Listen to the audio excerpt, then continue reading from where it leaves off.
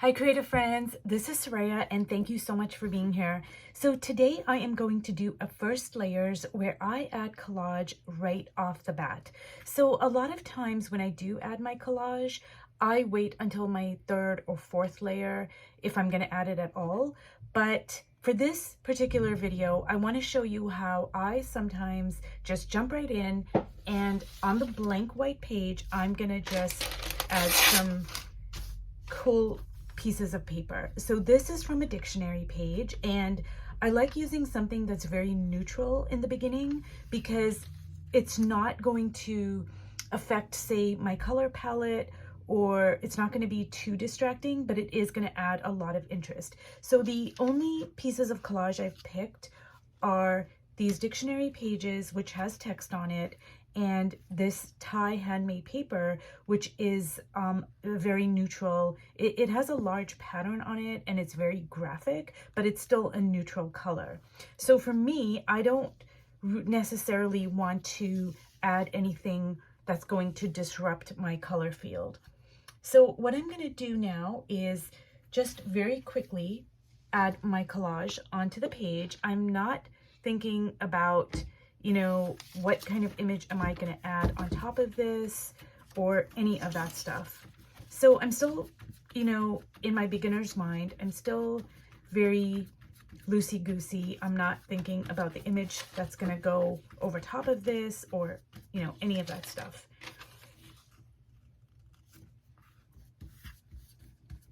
And if you have a fear of the blank page, like I used to stress out so much when I first started.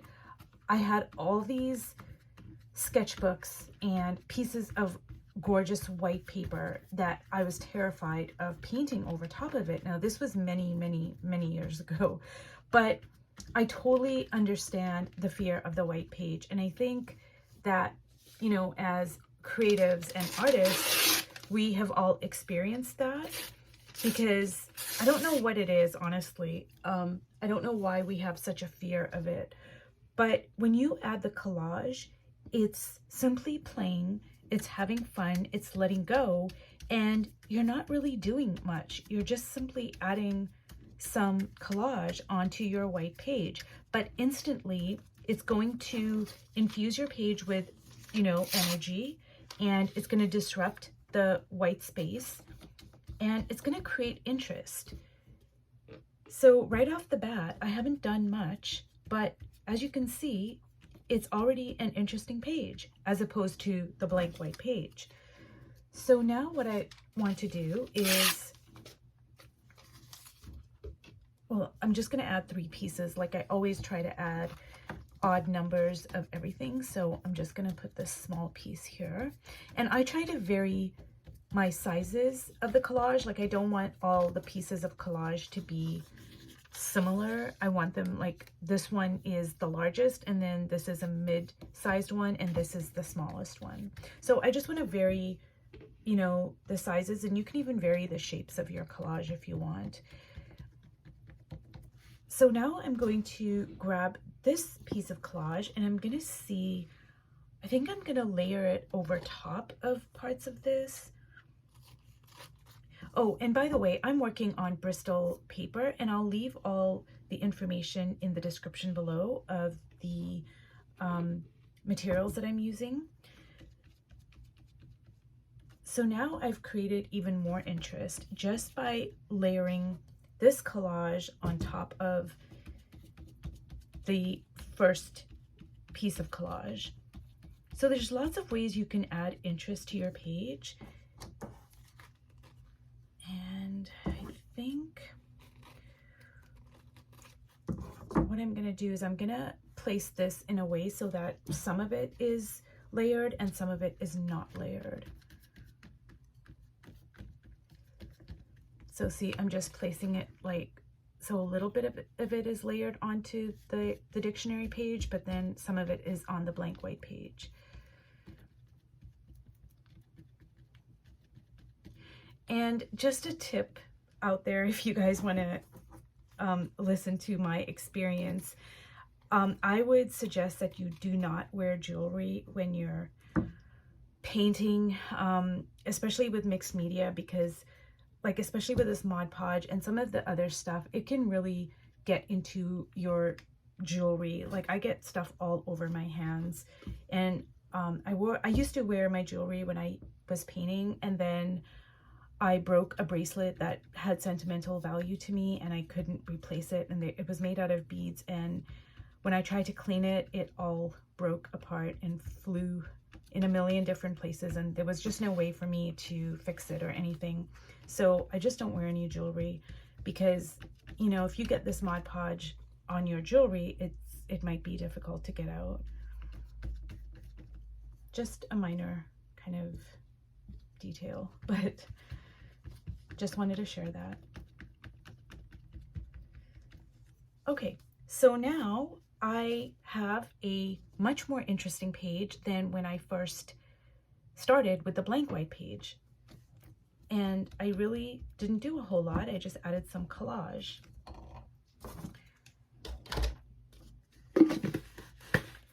And now what I'm gonna do is I have set off some paints on my palette. So I have a really bright orange, a cadmium slash alizarin crimson, excuse me. So it's a very deep red, and I have a darker ultramarine blue. And I'm just gonna set that off to the side. And usually what I do is I make circles. So I am gonna make circles, but I don't know if I'm gonna start with a paint or if I'm going to use, say, some of these pencils. So I've got my Inktense pencils, and I have a couple of Stabilos, and I think what I'm gonna do is use my Stabilos to start off with, and I am going to just make circles. So I'm dipping my Stabilo, my blue Stabilo, onto into the water, and I'm going to just lay it right on the page here and just make some circles.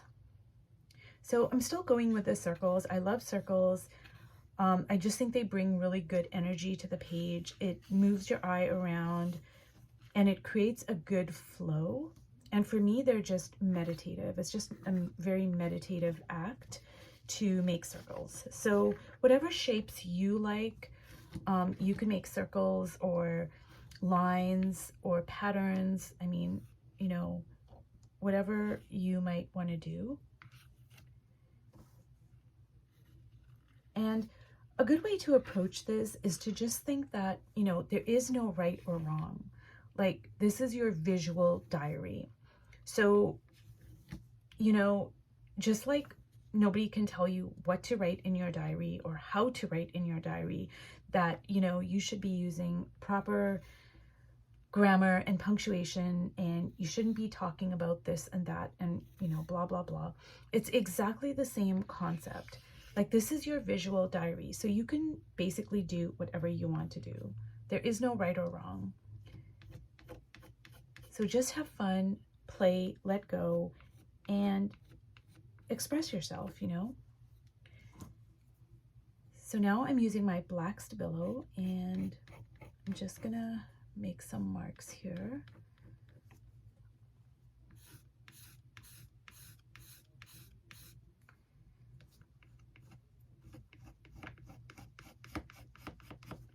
And I'm gonna use my Inktense pencils. I'm dipping it in water.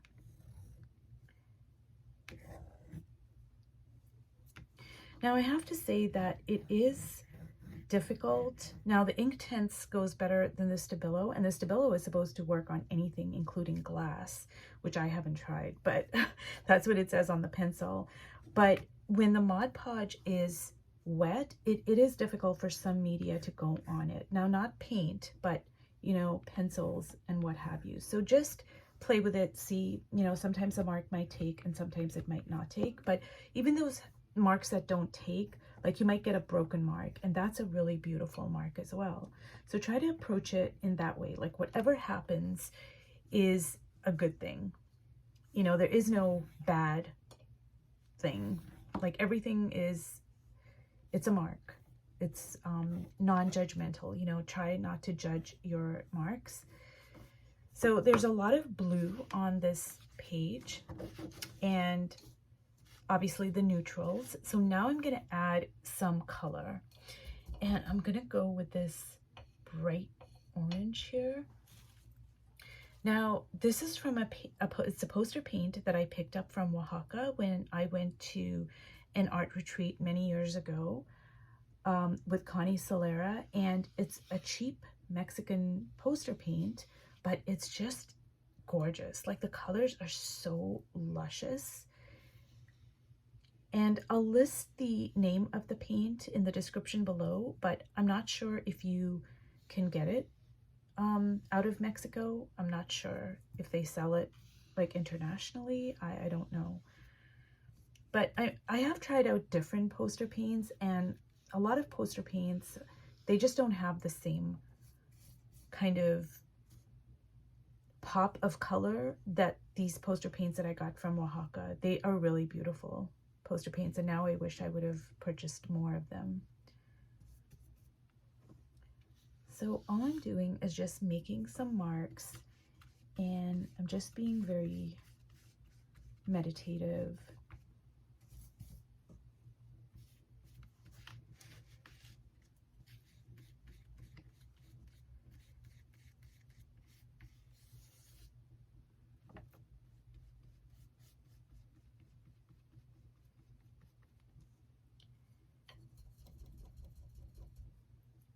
And I think now I'm going to add some of the red.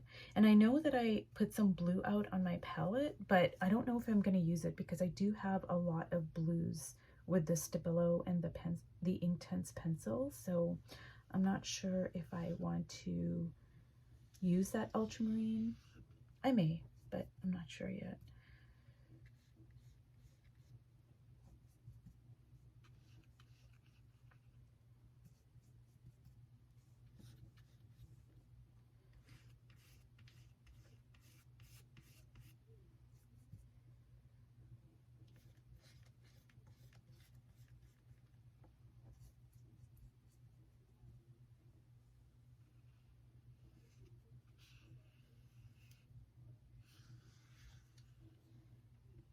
So I'm going to allow this to completely dry, and I will come back to it and work on it. But for the purposes of this video, I just want to illustrate how adding some collage, and like I said, I use neutrals for my collage pieces, but if you wanted to use a bright piece of collage, then that's totally up to you. But I would just recommend that, especially in the beginning, to just use neutrals, because you don't want the color to influence the colors you're going to put on top of it. That's just my recommendation, but I just would like to show you how adding a little bit of collage right off the bat is going to change your entire page, and maybe it's going to get rid of some of that fear of the white page, because now you already have messed the page up, so to speak. You've already disrupted the energy. You've already added stuff on top of it, so there's not that huge fear of the white page. So I hope you enjoyed this video, and thank you so much for watching. And this is my creating first layers using collage on Bristol paper. So thank you, and I'll see you in my next video. Bye.